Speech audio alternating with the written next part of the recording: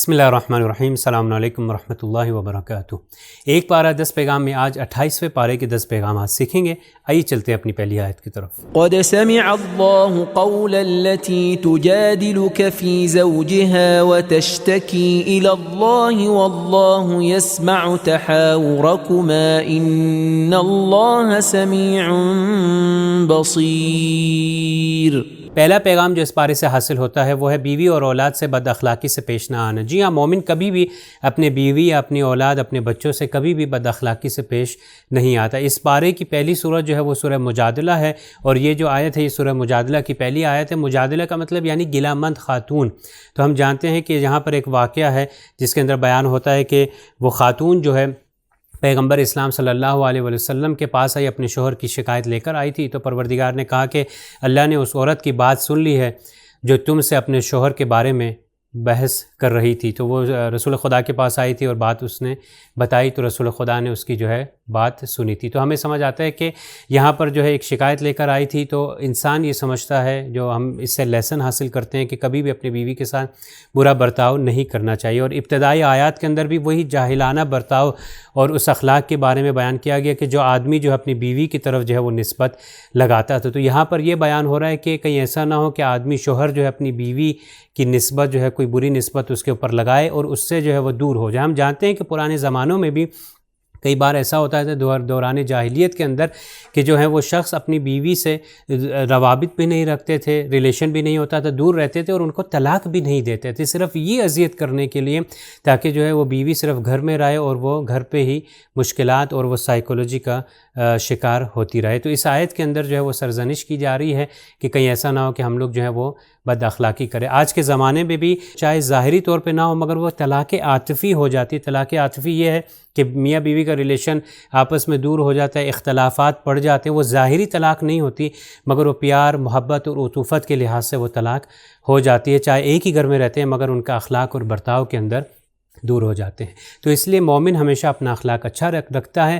ہم جانتے ہیں کہ سعد بن معاذ جو تھا رسول خدا صلی اللہ علیہ وسلم کے زمانے میں، جب اس کی وفات ہوئی تو رسول خدا نے تکفین اور تدفین کی، تو اس کے بعد لوگوں نے کہا کہ کتنا خوش نصیب ہے یہ شخص کہ رسول خدا آپ نے اس کی جو ہے تکفین اور تدفین کیے تو بے شک یہ بخشا جائے گا۔ مگر رسول خدا نے تھوڑی دیر کے بعد کہا کہ نہیں، ایسا نہیں ہے، بلکہ یہ فشار قبر میں ابھی ملوث ہے، اور فرمایا وہ اپنے گھر والوں کے ساتھ بد اخلاقی کرتا تھا۔ جی ہاں، تو اس سے یہ سمجھ آتا ہے کہ اگر رسول خدا چاہے تکفین یا تدفین ہی کیوں نہ کرے مگر وہ شخص کے اعمال ہیں، اور وہ شخص کے اعمال جیسے سعد بن معاذ کے بارے میں بیان ہوتا ہے کہ وہ اپنے گھر والوں کے ساتھ بد اخلاقی کرتا تھا جس کی وجہ سے فشار قبر اس کے اوپر زیادہ آئے۔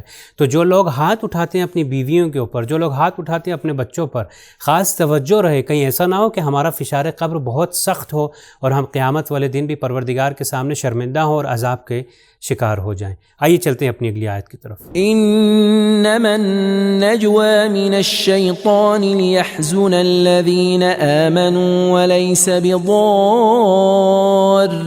شيئا إلا بإذن الله وعلى الله فليتوكل المؤمنون۔ دوسرا پیغام جو اس پارے سے حاصل ہوتا ہے وہ ہے دوسروں کی دل آزاری نہ کرنا۔ جی ہاں، مومن کبھی بھی دوسروں کی دل آزاری نہیں کرتا، حتیٰ کہ نجوہ کے تھرو۔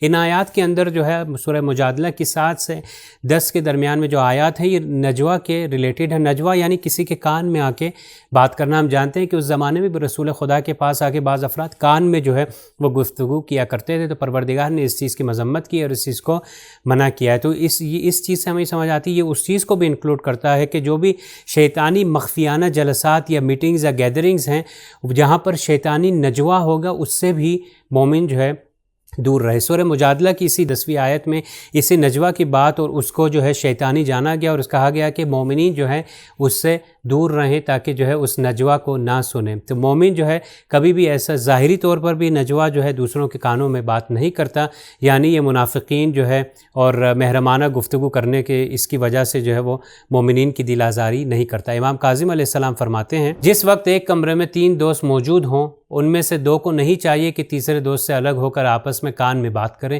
کیونکہ یہ ان کاموں میں سے ہے جو غم کا سبب بنتا ہے۔ جی ہاں، ہمیں یہ بخوبی سمجھ آتا ہے کہ کان میں بات کرنے سے خصوصی طور پر جو ہے وہ منع کیا گیا ہے کہ کہیں ایسا نہ ہو کہ دوسرے کو لگے کہ آپ اس کے خلاف بات کر رہے ہیں یا کوئی ایسی چیز ہو. تو گھر میں ہو تو آپس میں انسان بات کرے، مگر دوسروں کے سامنے کان میں بات، تجسس میں بات کرنے سے بچا چاہیے. تو یہ مین لیسن جو ہے کہ دوسروں کی دل آزاری نہیں ہونی چاہیے، چاہے وہ ایک چھوٹی سی چیز نجوا کے بدولت ہی کیوں نہ ہو. آئیے چلتے ہیں اپنی اگلی آیت کی طرف. یا ایھا الذین آمنوا اذا قیل لکم تفسحوا فی المجالس فافسحوا یفسح اللہ لکم واذا قیل انشزوا فانشزوا. تیسرا پیغام جو اس پارے سے حاصل ہوتا ہے وہ ہے دوسروں کی مدد کرنا حتیٰ محافل میں. جی ہاں، قرآن جو ہے سماجی مسائل کی طرف، اجتماعی مسائل کی طرف بہت زیادہ توجہ دیتا ہے. سورہ مجادلہ کی اس 11ویں آیت کے اندر یہی بیان ہوتا ہے. پروردگار فرماتا ہے کہ ایمان والو، جب تم سے مجلس میں وسعت پیدا کرنے کے لیے کہا جائے تو تم دوسروں کو جگہ دے دو. تو ہمیں چاہیے کہ دوسرا جب کوئی آئے جگہ لینے کے لیے یا جگہ نہ ہو تو دوسرے کو جگہ دے دینی چاہیے، چاہے مجلس ہو، گیدرنگ ہو، چاہے وہ مسائل ہو، کم از کم تھوڑا سا جو ہے جگہ بنا کر دوسروں کو جگہ دینی چاہیے. اور اسپیشلی یہ وہ ناتوان لوگوں کے لیے، یا جو بوڑھے لوگ ہیں، یا مثال کے طور پر جو خواتین ہیں بچوں کے ساتھ، یا جو بھی اس طرح ہو سکتے ہیں، تو ان کے لیے ہمیں کوشش کرنی چاہیے کہ جگہ بنائے. تو مومن جو ہے ہمیشہ جو ہے دوسروں کی مدد کرتا ہے، چاہے وہ تھوڑی سی جگہ بنانے سے ہی کیوں نہ ہو جائے. اور اس سے ایک اور یہ فائدہ ہو سکتا ہے کہ اگر ہم لوگوں نے مجلس سے استفادہ کیا یا محافل سے ہم لوگ کچھ سیکھ رہے ہیں، تو ہم اگر جگہ اپنے آپ کو چاہے تھوڑا سا ٹائٹ کر کے بیٹھنا پڑے، مگر دوسروں کو جگہ دیں گے، وہ بھی آ کے کچھ اسلام کے بارے میں سیکھے گا، تو اس ثواب کے اندر ہم بھی شریک ہوں گے. آئیے چلتے ہیں اپنی اگلی آیت کی طرف. يرفع الله الذين آمنوا منكم والذين أوتوا العلم درجات والله بما تعملون خبير. چوتھا پیغام جو اس پارے سے حاصل ہوتا ہے وہ ہے علم کی اہمیت. جی ہاں، مومن علم حاصل بھی کرتا ہے اور علم کی اہمیت بھی جانتا ہے. جیسا کہ اس آیت کے اندر بیان ہوتا ہے کہ خدا صاحبان ایمان اور جن کو علم دیا گیا ہے ان کے درجات کو بلند کر دیتا ہے. تو ہم جانتے ہیں کہ پروردگار جن کے پاس علم ہے اس کو ان کے درجات کو بلند کر دیتا ہے. تو یہاں سے ایک چیز ہمیں سمجھ آتی ہے کہ مومن جو ہے، جیسا کہ ایک مسلمان جو ہے غیر مسلمان سے کس طرح ڈفرینشیٹ کرتا ہے، کیونکہ اس کے مومن کے اصول دین اور فروع دین ہوتے ہیں، جس کی وجہ سے یہ غیر مسلم سے ڈفرینشیٹ کرتا ہے اور ان سے برتر ہوتا ہے، کیونکہ یہ اصول دین اور فروع دین پر عقیدہ رکھتا ہے اور اعتقاد رکھتا ہے. اسی طرح مومنین کے اندر بھی مختلف لیولز ہوتے ہیں، درجات ہوتے ہیں، اور اس کا کرائیٹیریا مین ہے کہ علم اور عمل، یعنی جس کے پاس زیادہ علم ہو اور علم کے ساتھ ساتھ عمل بھی ہو، وہ دوسرے مسلمانوں کے اوپر فوقیت اور برتری حاصل رکھتا ہے. امام علی علیہ السلام فرماتے ہیں، جو بھی دانائی اور توانائی پالے وہ کامیاب ہے، اور جو نہ پائے وہ مغلوب ہو جائے گا. جی اس سے ہمیں یہ سمجھ آتا ہے کہ جو دانا ہو، یعنی عقل مند ہو، سمجھے اور صحیح طریقے سے علم حاصل کرے اور اس پر عمل بھی اگر کرے گا، جو توانائی بھی پائے گا، تو وہ کامیاب ہے. اگر نہیں ہوگا، اگر یہ چیزیں دوسری چیزیں اس کے اوپر مغلوب ہو جائیں، تو انسان کی زندگی جو ہے وہ بے ہدف ہو جاتی ہے. جیسا کہ ایک روایت کے اندر بھی بیان ہوتا ہے کہ اطلب العلم من المہد الی اللحد، کے گہوارے سے لے کر جو ہے قبر تک جو ہے علم کو حاصل کرو. اور پروردگار بھی اس کی طرف خاص توجہ دلاتا ہے، اور مومن بھی ہمیشہ علم کے ساتھ عمل کو ضرور جو ہے وہ رکھتا ہے. آئیے چلتے ہیں اپنی اگلی آیت کی طرف.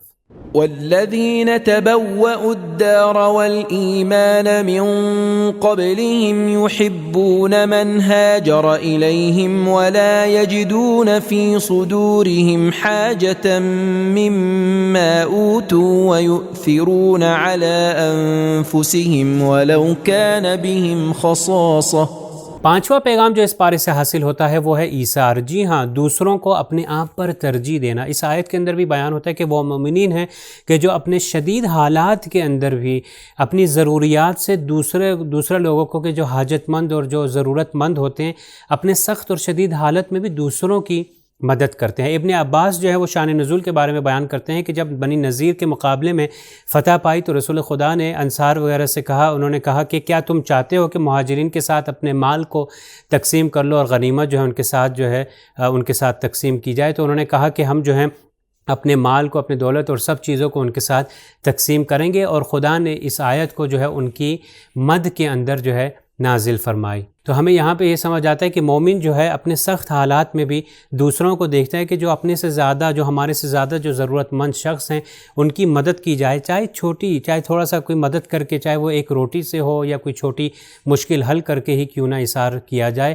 کہ دوسرے کو اپنے پر ترجیح دیں، کیونکہ پروردگار اس چیز کو بہت پسند کرتا ہے. ہم جانتے ہیں کہ اہل بیت علیہ السلام کی بھی سیرت یہی تھی کہ پوری زندگی جو ہے وہ ایثار کرتے رہے، یتیموں کو، اسیر اور مسکین اگر گھر پہ بھی آئے تو وہ جو کھانے میں اور اپنے پاس افطار میں تھا وہ بھی جو ہے خدا کی راہ میں دے دیا۔ تو مومن جو ہے ہمیشہ مشکل حالات میں بھی، چاہے وہ خود سختی میں ہوتا ہے، مگر دوسروں کو ترجیح دیتا ہے اور دوسروں کی مدد کرتا ہے۔ آئیے چلتے ہیں اپنی اگلی آیت کی طرف۔ قد كانت لكم أسوة حسنة في إبراهيم والذين معه إذ قالوا لقومهم إنا براء منكم ومما تعبدون من دون الله كفرنا بكم۔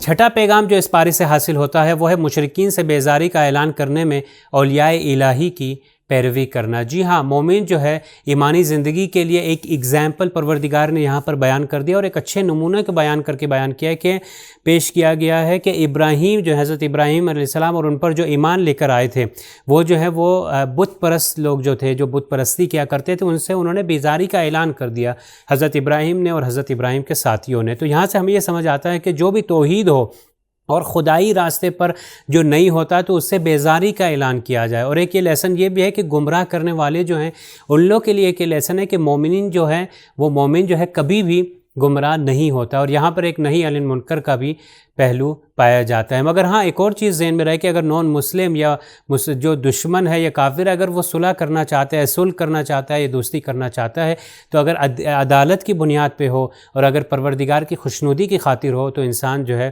اس کے ساتھ صلح کر لیتا ہے۔ آئیے چلتے ہیں اپنی اگلی آیت کی طرف۔ مثل الذين حملوا التوراة ثم لم يحملوها كمثل الحمار يحمل أسفارا بئس مثل القوم الذين كذبوا بآيات الله والله لا يهدي القوم الظالمين۔ ساتواں پیغام جو اس پارے سے حاصل ہوتا ہے وہ ہے جتنا علم ہے اس پر عمل کرنا۔ جی ہاں، مومن کوشش کرتا ہے کہ جتنا علم ہے اس پر ضرور عمل کرے۔ اس آیت کے اندر جو بیان ہو رہا ہے وہ اس عالم کے بارے میں بیان ہو رہا ہے کہ جو علم رکھتا ہے مگر عمل نہیں رکھتا۔ یہ اسی طرح ہے کہ جیسے ایک جانور ہو اور اس کے اوپر جو ہے کتابوں کا بھار رکھ دیا جائے، مگر کتابوں کا بھار رکھنے سے وہ عمل نہیں کرے گا، صرف اس کے اوپر علم ہی ہوگا۔ تو جو ذرہ برابر بھی اپنے علم کے اوپر عمل نہ کرے، اس کی بھی مذمت کی گئی ہے۔ تو چاہے یہ یہودیوں کے بارے میں بیان ہو رہی ہے، مگر اگر اس کو جنرلی رول اگر اسلام سے اور اس قرآن کی آیت سے ہم لوگ حاصل کریں تو وہ یہی ہے کہ انسان جتنا بھی علم رکھتا ہے اس کے اوپر جب تک عمل نہیں کرتا، اسی جانور کی طرح ہے کہ انسان علم صرف رکھتا ہے، عمل نہیں رکھتا، اس جانور کی طرح کہ جو جانور اپنے اوپر کتابیں رکھتا ہے مگر اس کے اوپر عمل نہیں کرتا۔ امام علی علیہ السلام فرماتے ہیں، اے لوگو جو بھی جانتے ہو اس پر عمل کرو، شاید تم ہدایت پا جاؤ۔ جی ہاں، تو یہاں سے ہمیں یہ سمجھ آتا ہے کہ علم کی بہت اہمیت ہے اور علم حاصل کرنا بہت اچھی بات ہے، مگر جتنا علم رکھتا ہے اس کے اوپر عمل ضرور کر رہے۔ کہیں ایسا نہ ہو قیامت کے دن جب ہم جائیں تو پروردگار عالم ہم سے اس ایک ایک علم جو ہمارا جو نالج ہے اس کا حساب اور کتاب لے، تو جب دیکھا جائے کہ علم تو بہت تھا مگر عمل کچھ بھی نہ تھا تو وہ عذاب کے علاوہ کسی چیز کا حقدار نہ ہوگا۔ تو پروردگار سے ہم اس مہینے میں بھی دعا کرتے ہیں کہ خدا ہمیں توفیق دے کہ ہم جتنا علم رکھتے ہیں اس پر عمل بھی کرتے رہیں، تاکہ تیری خوشنودی بھی اس میں اور تیرے نزدیک بھی ہوتے رہیں۔ آئے چلتے ہیں اپنی اگلی آیت کی طرف۔ یا ایھا الذین آمنوا اذا نودی للصلاة من یوم الجمعة فاسعوا الى ذکر اللہ وذروا البیع ذلکم خیر لکم ان کنتم تعلمون۔ آٹھواں پیغام جو اس پارے سے حاصل ہوتا ہے وہ ہے نماز جمعہ کی طرف توجہ۔ جی ہاں، یہ سورۃ جمعہ کی آیت ہے جو آپ کے سامنے تھی، جو آپ نے سماعت فرمائی۔ سورۃ جمعہ، اس سورت کا نام ہی سورۃ جمعہ ہے، اور اس آیت کے اندر بھی پروردگار جو ہے نماز جمعہ کی طرف جو ہے رغبت دلا رہا ہے۔ اس کی اہمیت اس سے پتہ چل جاتی ہے کہ پروردگار کہہ رہا ہے کہ چاہے تم اپنا کاروبار ہی کیوں نہ کاروبار جو ہے بند کر کے نماز جمعہ کی طرف اور رسول خدا صلی اللہ علیہ وآلہ وسلم فرماتے ہیں، جو بھی ایمان کے ساتھ نماز جمعہ میں شرکت کرے گا گویا اس نے اپنے اعمال کو پھر سے شروع کیا، یعنی اس سے یہ سمجھ آتا ہے کہ اس کے پرانے گناہ جو ہے وہ بخش دیے جائیں گے۔ ایک روایت میں امام صادق علیہ السلام فرماتے ہیں کہ ایک شخص رسول خدا صلی اللہ علیہ وآلہ وسلم کی خدمت میں آیا اور کہنے لگا کہ میں کئی بار ہے کہ چاہتا ہوں کہ حج پہ جاؤں مگر نہیں جا پاتا، تو رسول نے فرمایا کہ تمہارے لیے جو تمہارے اوپر جو ہے نماز جمعہ ہے، یعنی تمہیں نماز جمعہ پڑھنی چاہیے، کیونکہ نماز جمعہ جو ہے وہ گویا مساکین اور مسکین کا حج ہے۔ تو یہاں سے ہمیں امپورٹنس سمجھ آتی ہے کہ نماز جمعہ کو خاص اہمیت دیں تاکہ انسان جو ہے اس اجتماعی عبادت میں شریک ہو کر ثواب کما سکے۔